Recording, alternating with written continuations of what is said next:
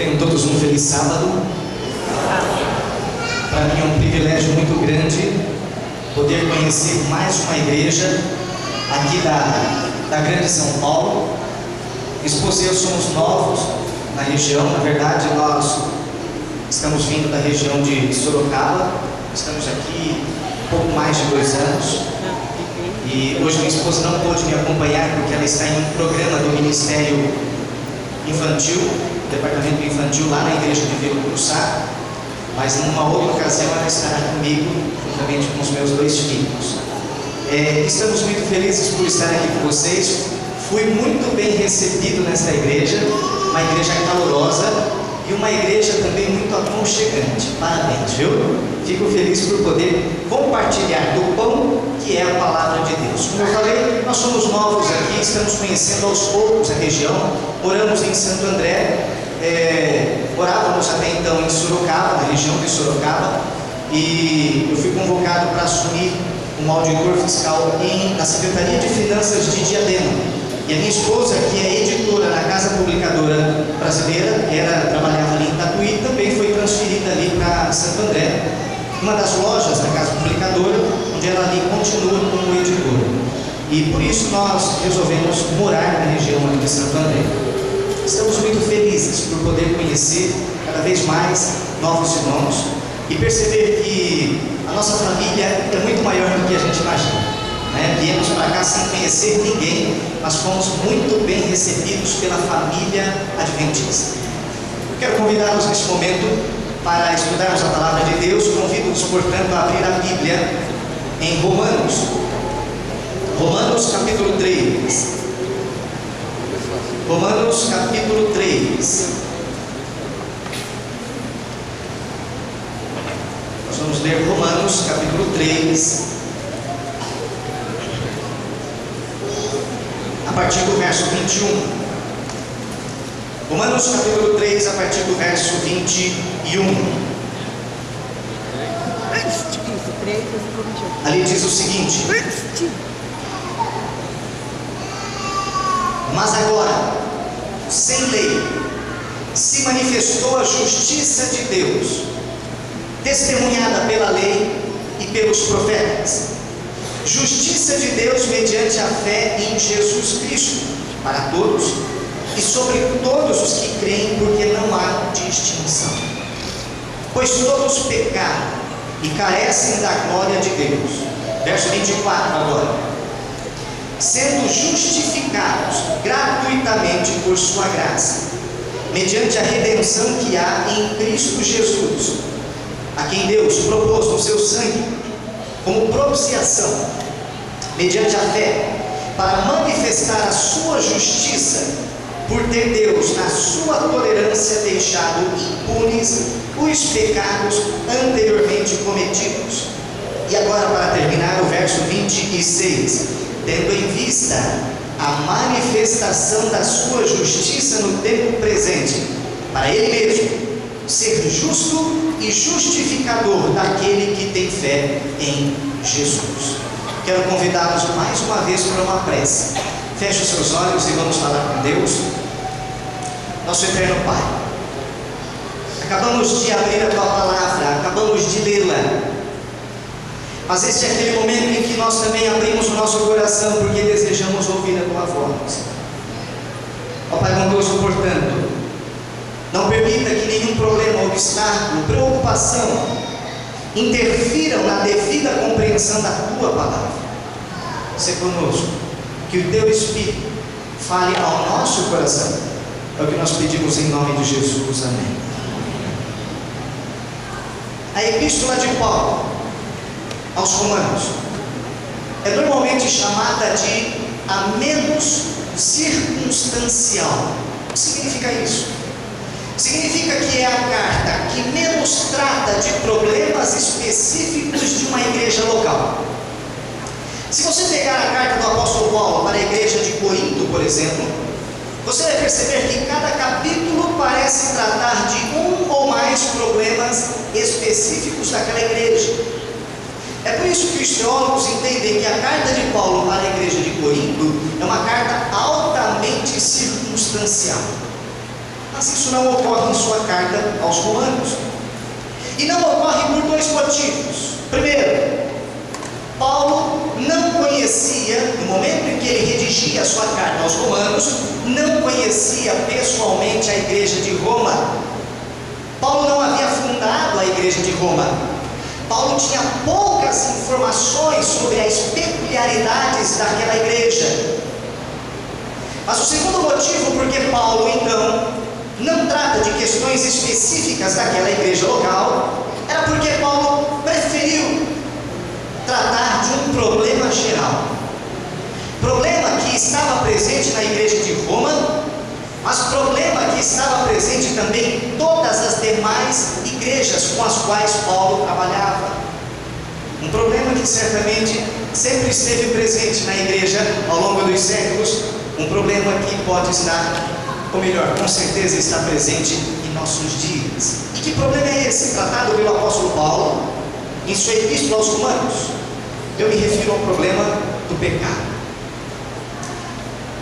Quando você pergunta para um psicólogo que não crê em Deus o que é pecado, ele vai dizer o seguinte: pecado é fruto de uma imaginação débil, fruto de uma mente doentia.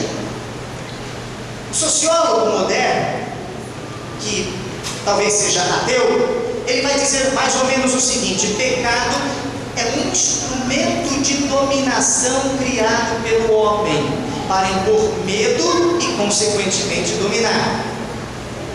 Mas se você perguntasse para o apóstolo Paulo o que é pecado, certamente o Paulo não omitiria o verdadeiro conceito de pecado. E Paulo também não daria a sua própria opinião. Certamente Paulo traria a ideia de Deus sobre pecado. Precisamos pedir constantemente para Deus: Senhor, permita que eu enxergue o pecado com os teus olhos. Na concepção de Paulo, que é a concepção bíblica de pecado, pecado é uma doença. E é uma doença terrível que se alastrou por toda a raça humana. E é sobre isso que Paulo começa a tratar em sua epístola aos Romanos. Entenda uma coisa: o tema central de Paulo em sua epístola aos Romanos não é o pecado. Paulo vai tratar de um outro tema, mas para que esse tema possa ser bem apreciado, ele precisa entrar no problema do pecado. E é interessante a maneira como Paulo o faz. A primeira coisa que Paulo faz, para mostrar quão terrível é essa doença e a forma como ela se alastrou por toda a raça humana, é mostrar como o pecado infectou o público gentílico. Quem eram os gentios? Os gentios eram aqueles considerados pelos judeus a escória da sociedade, aqueles considerados como fadados ao fracasso, destituídos de qualquer oportunidade para a salvação. Esses eram os gentios. E a primeira coisa que Paulo faz ao tratar do problema do pecado é retratar um quadro do público gentílico, mostrando a maneira como o pecado infectou cada gentil. E isso ele faz no capítulo 1. Vamos ler o capítulo 1. É muito interessante a abordagem de Paulo. Capítulo 1, verso 28. Capítulo 1 de Romanos, verso 28, diz assim: e por haverem desprezado o conhecimento de Deus, o próprio Deus os entregou a uma disposição mental reprovável, para praticarem coisas inconvenientes, cheios de toda injustiça, malícia, avareza, maldade, possuídos de inveja, homicídio, contenda, dolo, malignidade, sendo difamadores, caluniadores, aborrecidos de Deus, insolentes, soberbos, presunçosos, inventores de males, desobedientes aos pais, verso 31 agora, insensatos, pérfidos, sem afeição natural e sem misericórdia. Ora, diz o verso 32, conhecendo eles, os gentios, a sentença de Deus de que são passíveis de morte os que tais coisas praticam, não somente as fazem, mas também aprovam os que assim procedem. Pergunto-lhes: o quadro que o apóstolo Paulo pinta do público gentil é um quadro Positivo ou negativo? Negativo. Quadro terrível. Paulo mostra que todos os gentios foram infectados por essa doença terrível chamada pecado. Eu fico imaginando um judeu lendo a carta do apóstolo Paulo. A ideia de Paulo era de fato atrair a atenção dos judeus. Os judeus estavam lendo ali e, por certo, algum judeu deva ter dito: esse Paulo tem razão. Os gentios realmente são todos pecadores, foram contaminados pela lepra do pecado. Mas agora no capítulo 2, Paulo muda o seu foco. Paulo deixa o público gentílico de lado para falar dos judeus. E olha o quadro que o apóstolo Paulo pinta acerca dos judeus. Capítulo 2, verso 17. Olha o que diz ali: se porém tu, que tens por sobrenome judeu, repousas na lei, te glorias em Deus, que conheces a sua vontade e aprovas as coisas excelentes, sendo instruído na lei. Verso 19: que estás persuadido de que és guia dos cegos, luz dos que se encontram em trevas, instrutor de ignorantes, mestre de crianças, tendo na lei a forma da sabedoria e da verdade. Tu, pois, olha a pergunta do apóstolo Paulo, que ensinas a outrem, não te ensinas a ti mesmo? Tu que pregas que não se deve furtar, furtas. Dizes que não se deve cometer adultério e o cometes. Abominas os ídolos e lhes rouba os templos. Tu que te glorias na lei, desonras a Deus pela transgressão da lei. E agora o verso 24, Paulo conclui dizendo: pois como está escrito, o nome de Deus é blasfemado entre os gentios por vossa causa. Pergunta: o quadro que o apóstolo Paulo pinta dos judeus, positivo ou negativo? Negativo também. Quadro feio. Paulo mostra que todos os judeus foram também infectados por essa doença chamada pecado. E agora Paulo chega a uma conclusão. E olha a que conclusão Paulo chega em sua tese. Capítulo 3 agora. Paulo deixa de lado o foco apenas no público gentil. Paulo deixa de lado o foco apenas nos judeus. E agora ele passa a retratar o quadro da humanidade, o quadro de todo o ser humano. Paulo chega à seguinte conclusão, verso 9, capítulo 3, o verso 9, que se conclui, é a pergunta de Paulo. O que ele está dizendo é: depois de nós termos escutado, pintado os dois quadros dos gentios e dos judeus, a que conclusão podemos chegar? Temos nós, judeus, qualquer vantagem em relação a outros povos? Qual é a resposta dele? Não, de maneira nenhuma, pois já temos demonstrado que todos, tanto judeus como gregos, estão debaixo do pecado. Como está escrito: não há justo, nenhum sequer, não há quem entenda, não há quem busque a Deus. Todos se extraviaram, a uma se fizeram inúteis, não há quem faça o bem, não há nenhum sequer. Verso 13: a garganta deles é um sepulcro aberto, uma língua urdem engano, veneno de víbora está nos seus lábios, a boca eles a têm cheia de maldição e de amargura. São os seus pés velozes para derramar sangue, e nos seus caminhos a destruição e miséria. Desconheceram o caminho da paz. E ele agora conclui dizendo: não há temor de Deus diante dos seus olhos. Agora eu pergunto: o quadro que Paulo pinta a respeito da humanidade, nosso quadro, é positivo ou negativo? É terrível.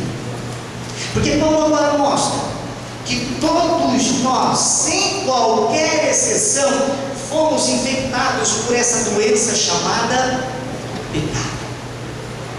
O que nós temos aqui é a mais perfeita lição de antropologia. Enquanto algumas pessoas insistem em dizer que o ser humano está em constante ascensão, o que nós percebemos à luz da palavra de Deus, em virtude do fato de termos sido infectados por essa doença chamada pecado, é que estamos constantemente em degeneração. Todos nós fomos contaminados por essa doença.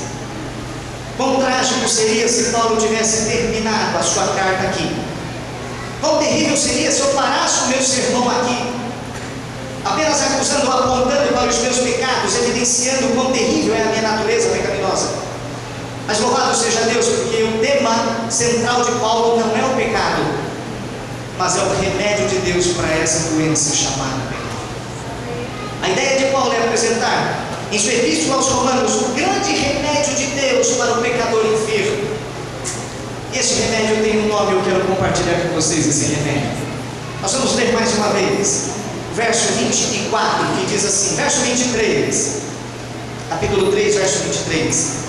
Pois todos pecaram, Paulo repete a sua ideia, e precisam da glória de Deus, sendo justificados gratuitamente por sua... Qual é o nome do remédio? Graça. Eis o remédio de Deus para o pecador enfermo. Graça. A graça de Deus é o remédio para o ser humano que foi infectado pela doença do pecado. É uma pena porque muitas pessoas não conseguem enxergar na graça o remédio de Deus. E o motivo por que não conseguem enxergar na graça o remédio de Deus é porque não conseguem ver no pecado uma doença. Muitos veem na graça não um remédio, mas uma espécie de refrigerante. E existe uma diferença muito significativa entre o remédio e o refrigerante. O refrigerante eu tomo porque eu quero. Já o remédio eu tomo porque eu preciso.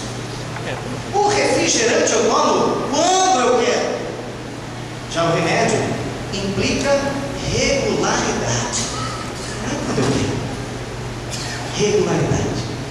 Mas muitos não conseguem enxergar na graça o verdadeiro remédio. Veem-na como uma espécie de refrigerante. E entenda uma coisa, meu irmão, minha irmã. É por isso que tantas pessoas perambulam pela vida sem experimentar o cristianismo real e autêntico.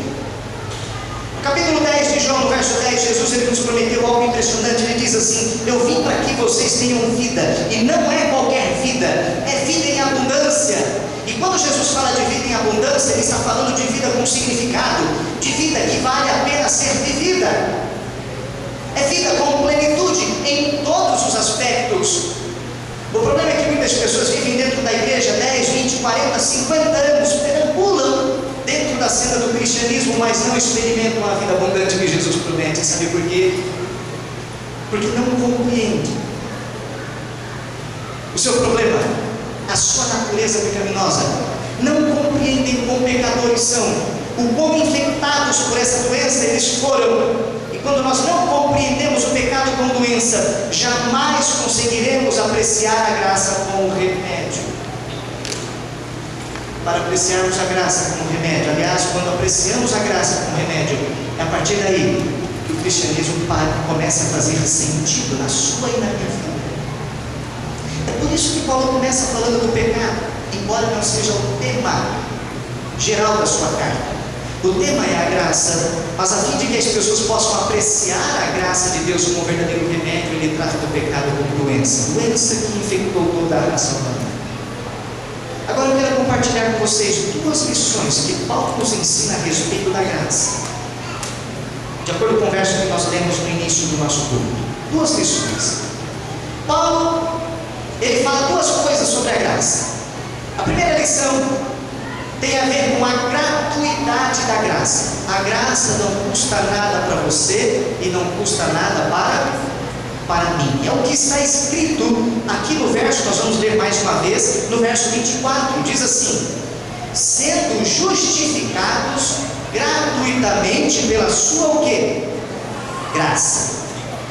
Alguns especialistas na língua grega entendem que quando Paulo faz uso da expressão gratuitamente pela sua graça, Paulo está sendo redundante. Já ouviram falar de redundância, pleonasmo? Aquele negócio da língua portuguesa de subir para cima, descer para baixo, encarar de frente. Já viram? Elo de ligação. Quantos pleonasmos nós escutamos por aí?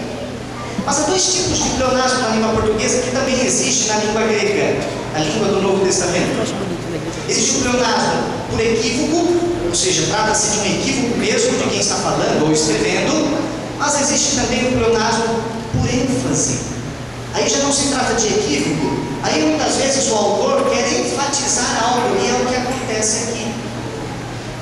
Paulo é redundante, mas a ideia dele é enfatizar o aspecto da gratuidade da graça, o aspecto da gratuidade desse remédio que Deus nos oferece. Entenda uma coisa: dentro do pensamento judaico, dizer graça já implica em algo gratuito. Paulo não precisava dizer gratuitamente por sua graça.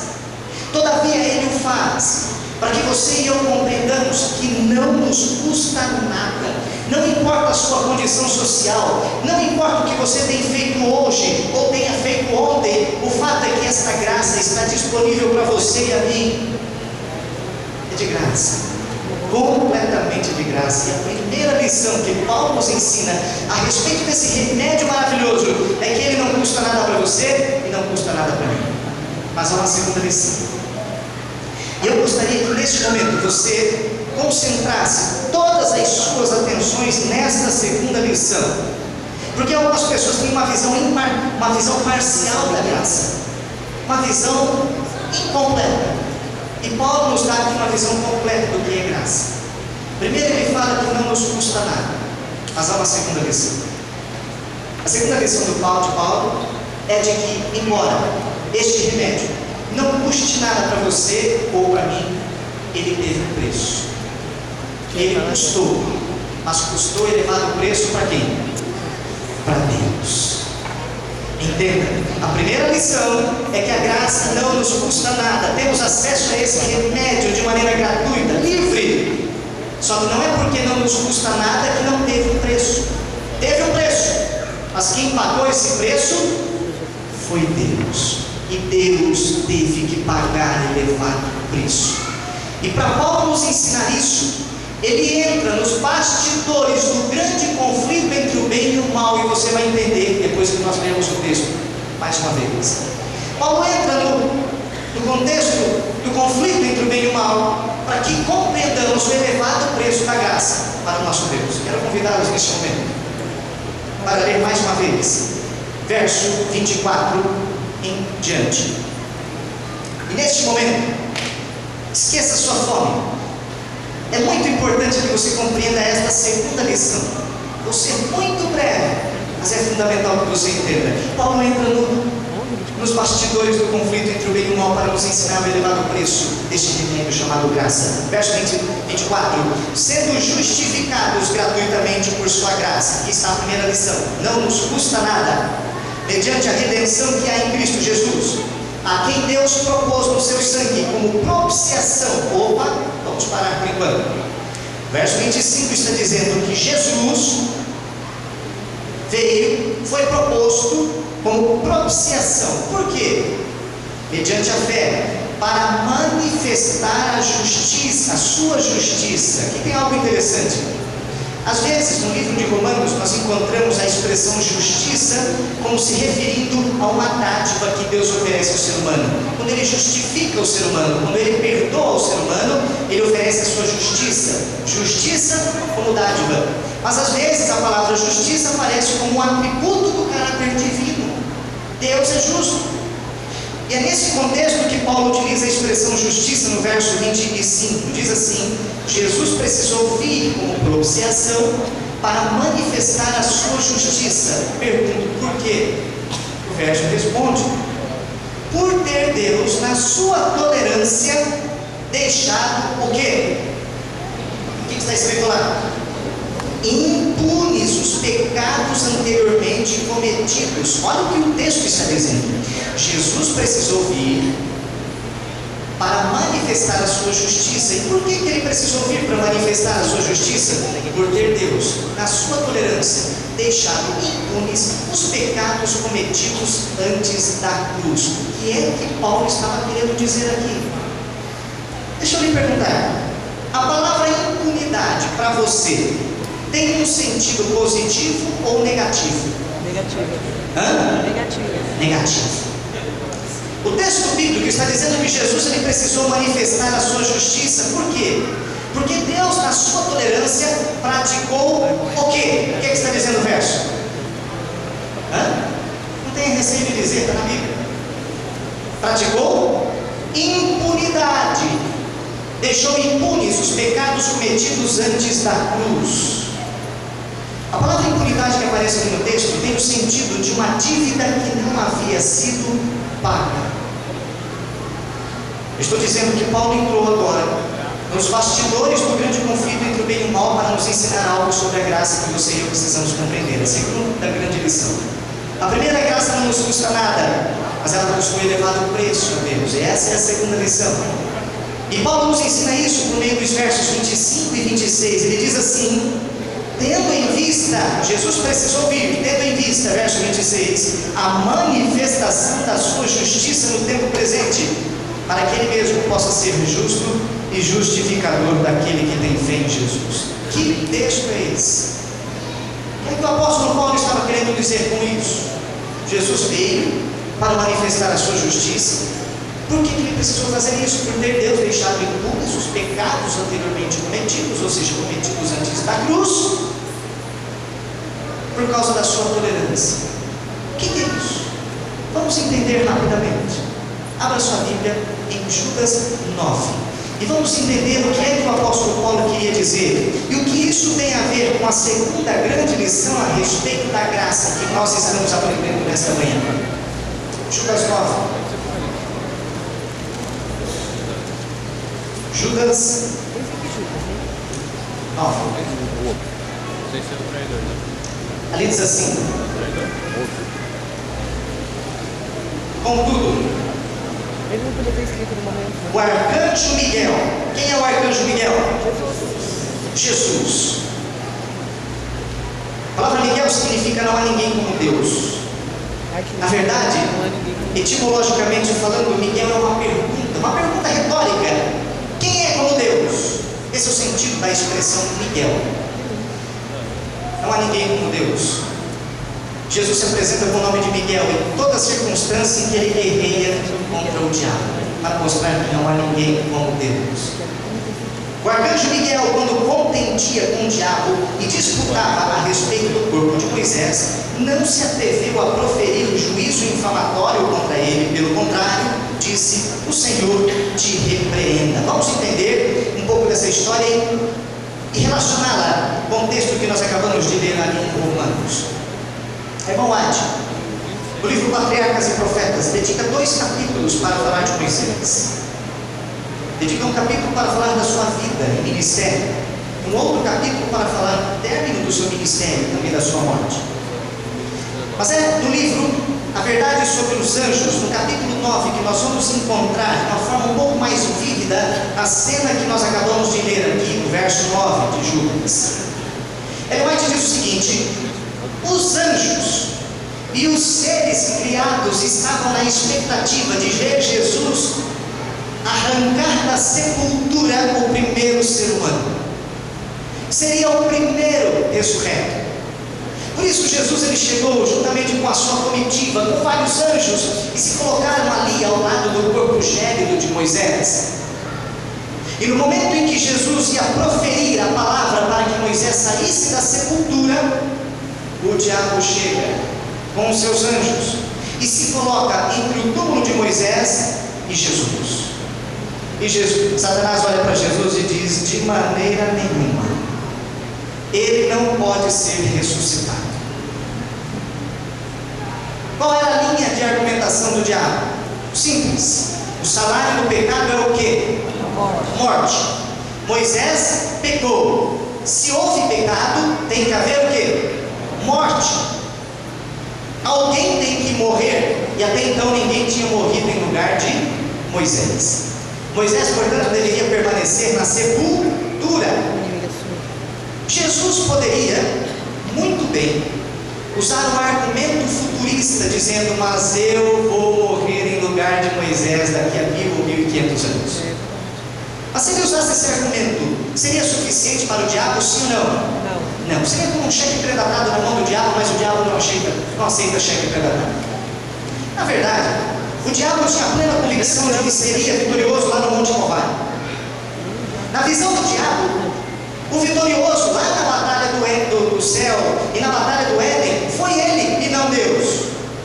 O diabo tem apresentado para muitas pessoas a seguinte ideia: lá no céu eu fiz duas acusações. Primeira, eu disse que as leis de Deus eram muito chatas, difíceis de serem seguidas. Segunda, falei que Deus é muito arbitrário. E qual foi o resultado? A terça parte dos anjos ficou do meu lado, prova de que as leis não eram muito boas mesmo.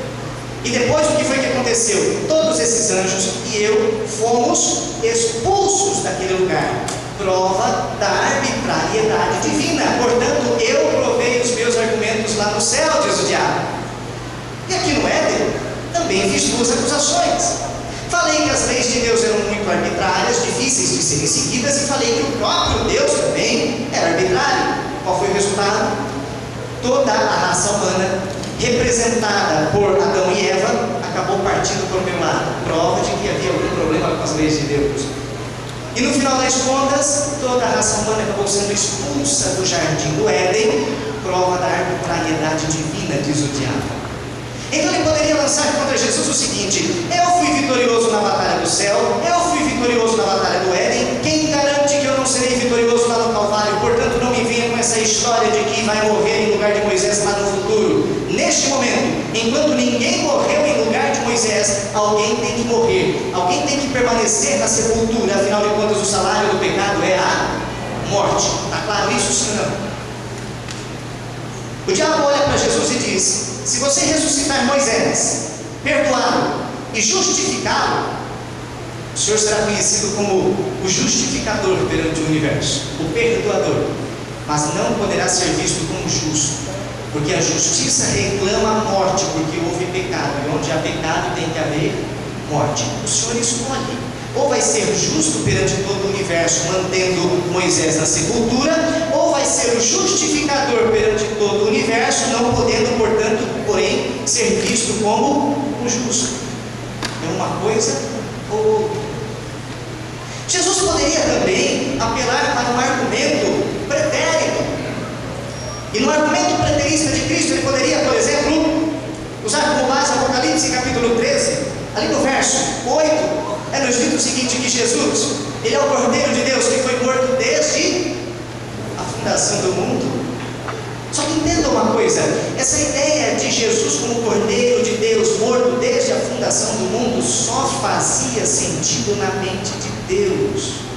Eu quero que vocês compreendam: o plano da salvação é algo muito complicado para ser compreendido até mesmo pelos seres criados por Deus e que não caíram. Os seres não caídos não compreendiam plenamente o plano da salvação, não concebiam essa ideia de Cordeiro morto desde a fundação do mundo. Portanto, não adiantaria Jesus usar um argumento futurista ou preterista, porque o diabo poderia tão somente semear dúvidas e mais dúvidas na mente dos seres não caídos. Diante disso, Jesus optou por ficar calado. É isso mesmo.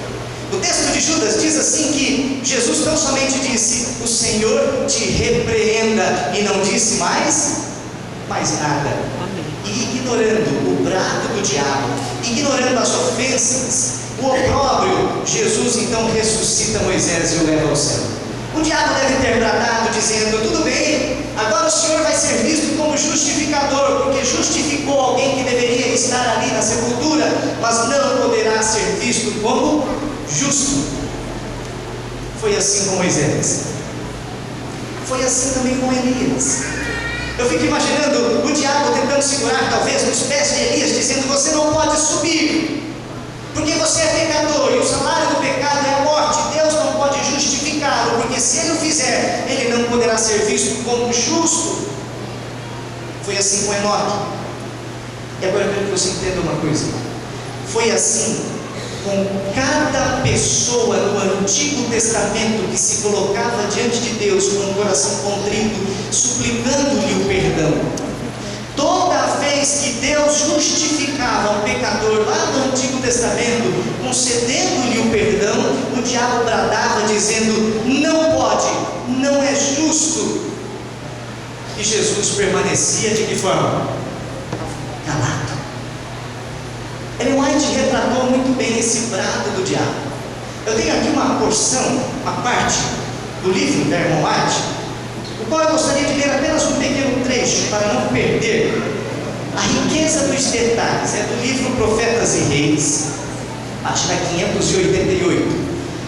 Olha a maneira como Ellen White descreve esse brado, essa indignação do diabo. Ela diz assim: Satanás tem um acurado conhecimento dos pecados que tem levado o povo de Deus a cometer, e lança contra eles as suas acusações, declarando que por seus pecados perderam o direito à proteção divina, afirmando que têm o direito, portanto, de destruí-los. Pronuncia-os como tão dignos quanto ele mesmo da exclusão do favor de Deus. E agora Ellen White coloca as palavras do próprio diabo. Olha o que ela diz: são estes, diz o diabo, o povo que deve tomar o meu lugar no céu e o lugar dos anjos que se uniram a mim. Eles professam obedecer a lei de Deus, mas têm guardado os seus preceitos. Não têm sido eles amantes do eu mais do que amantes de Deus? Não têm colocado seus próprios interesses acima dos interesses de Deus e do seu serviço?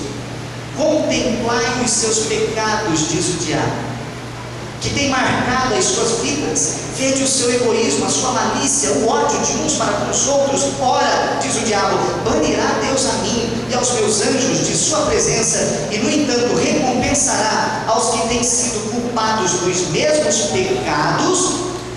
E agora olha o que o diabo diz, preste atenção: tu não podes, ó Senhor, com justiça fazer isso. A justiça reclama que a sentença seja pronunciada contra eles. Esse foi o prato do diabo ao longo dos séculos, no período veterotestamentário. Toda vez que Deus justificava um pecador com um coração contrito, que se colocava diante de Deus suplicando perdão, o diabo tratava dizendo: tu não podes, porque se pecou tem que ter morte. Ninguém morreu em lugar do pecador até então, e portanto o pecador tem que perecer. E diante disso, Jesus não somente permanecia de que forma? Calado. Dava para o pecador um vale perdão, mas ficava calado. Mas na cruz do Calvário, e com isso eu termino, na cruz do Calvário, ao bradar está consumado, a irmã White faz uma declaração impressionante no livro Desejado de Todas as Nações, no capítulo intitulado Está Consumado. Esse é o nome do capítulo. Nesse capítulo, a irmã White faz por 2 vezes essa declaração. Depois você confere que é um capítulo fantástico. Por 2 vezes ela declara o seguinte: ao bradar está consumado,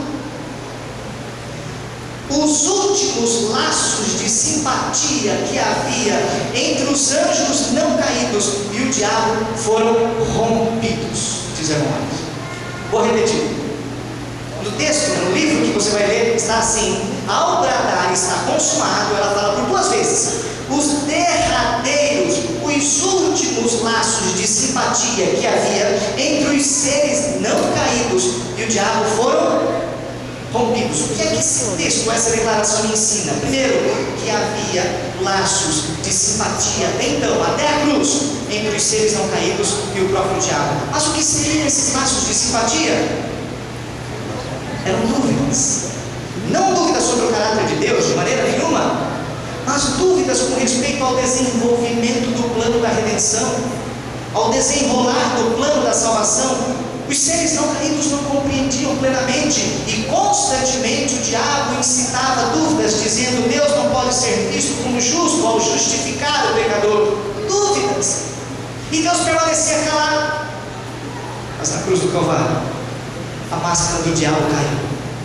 Entenda uma coisa: ao longo dos séculos, ao justificar o pecador, Jesus permanecia calado diante da afronta do diabo. Mas lá na cruz do Calvário, quem se calou definitivamente foi o diabo. Amém, Senhor. Porque ali o caráter do diabo foi exposto.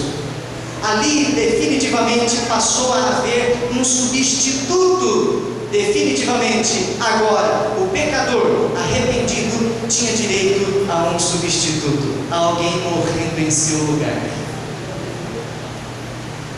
É com essa ideia que Paulo escreve, que você leu nos versos 25 e 26 de Romanos capítulo 3. Vamos voltar para esse verso para nós concluirmos, pensando em tudo que nós vimos até então. Romanos capítulo 3. Paulo entra nos bastidores do grande conflito entre o bem e o mal, para nós entendermos que, embora a sua graça, a graça de Deus, não nos custe nada, custou elevado preço para Deus. Ele diz assim, verso 23: pois todos pecaram e precisam da glória de Deus, sendo justificados gratuitamente por sua graça, mediante a redenção que há em Cristo Jesus. E aqui tem a primeira lição que eu compartilhei com vocês: a graça não nos custa nada, podemos ter acesso livremente a este remédio maravilhoso de Deus, mas ela custou elevado preço para Deus. É o que está no verso 25: a quem Deus propôs no seu sangue como propiciação mediante a fé, para manifestar a sua justiça. Por que Jesus precisou manifestar a justiça de Deus? Por ter Deus, na sua tolerância, deixado impunes os pecados anteriormente cometidos. A dívida não havia sido paga, não havia um substituto, mas Jesus precisou vir, diz o verso 26, tendo em vista a manifestação da justiça de Deus, para que o universo entendesse que Deus é justo, para que Ele mesmo possa ser visto agora como justo. E que mais? Você consegue compreender isso? Depois da morte de Jesus Cristo, agora sim, Deus podia ser justo e ao mesmo tempo justificador daquele que tem fé em Cristo Jesus. Amém? Quando alguém me perguntar o que é graça, não diga simplesmente: graça é um convite que Deus faz para mim, para a salvação. Graça é muito mais do que isso. Graça é Deus pagando o preço para que você e eu tenhamos acesso a esse remédio imprescindível para a nossa doença chamada pecado. Graça é Deus tendo que lidar com as afrontas do diabo e mesmo assim permanecer calado. Graça é Deus tendo que lidar com as dúvidas dos seres não caídos em relação ao plano da salvação. Graça é Deus sofrendo por você e por mim, a fim de que Ele possa definitivamente ser o seu e o meu substituto. Isso é graça. Por isso que nenhum de nós tem o direito de sair deste lugar duvidando do poder de Deus para perdoar os nossos pecados, porque agora Ele pode ser justo e justificador. Amém. É por isso que com ousadia João declara em 1 João capítulo 1 verso 9: se confessarmos os nossos pecados, Ele é o quê? Fiel. E que mais? Opa, agora Ele é justo para nos purificar de toda a injustiça. É por isso que João também declara lá em 1 João capítulo 2, verso 1: filhinhos, eu vos escrevo para que não pequeis, mas se alguém pecar, nós temos um advogado diante do Pai, Jesus Cristo. Olha que interessante, João declara que Jesus não apenas é justificador, mas agora Ele também é o quê? Justo. É justo. Talvez você diga: mas Alex, você não conhece a minha vida, você não sabe quão distante eu tenho andado de Deus. Depois que Paulo apresentou o pecado como doença e a graça como remédio, ele conclui lá no capítulo 5, no verso 20, dizendo o seguinte: não importa quão distante você tenha andado de Deus, porque onde abundou o pecado, superabundou a graça. Por mais que você seja infectado por essa doença terrível chamada pecado, a graça de Deus é o remédio todo suficiente para curá-lo, para curá-la. Temos acesso a esse remédio. Louvado seja Deus. Amém. Nesta manhã Deus quer curá-lo com a graça. Neste momento precisamos pedir desesperadamente para Deus: Senhor, permita que eu enxergue a graça, o pecado com os teus olhos, a fim de que eu veja como doença e aprecie a tua graça como o mais perfeito e formidável remédio. Nós vamos ouvir uma música neste momento. Eu quero chamar a Vitória. A Vitória vai cantar. E enquanto a Vitória canta, eu gostaria que você refletisse bastante na sua condição. De que forma você tem enxergado a graça de Deus? Como um mero refrigerante?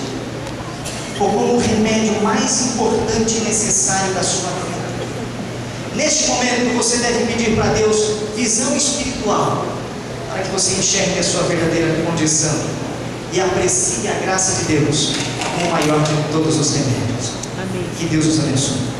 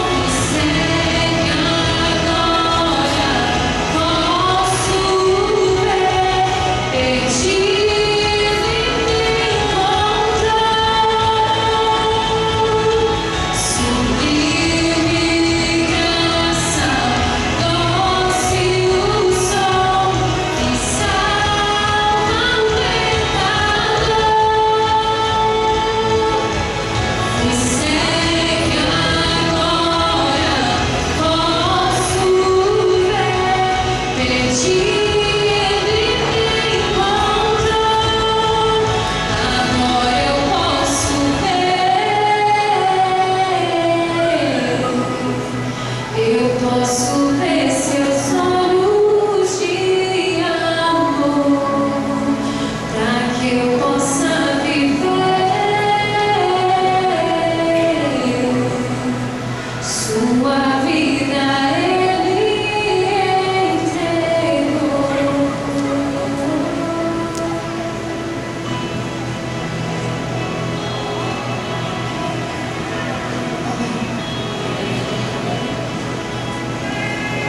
propósito de Paulo ao escrever a sua carta aos Romanos foi mostrar que ninguém mergulhou tão profundamente no lamaçal do pecado que não possa ser alcançado pela mão misericordiosa do nosso Deus.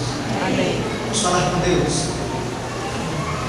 Gostaria que neste momento você fechasse os seus olhos, colocasse mais uma vez a sua vida nas mãos de Deus. Pai eterno, quão maravilhoso é compreender a tua graça. A primeira coisa que nós queremos pedir ao Senhor é que nos permita enxergar o pecado como uma terrível doença que infectou toda a raça humana. Dá-nos tal visão, ó Pai, a fim de que enxerguemos também a tua graça como grande remédio.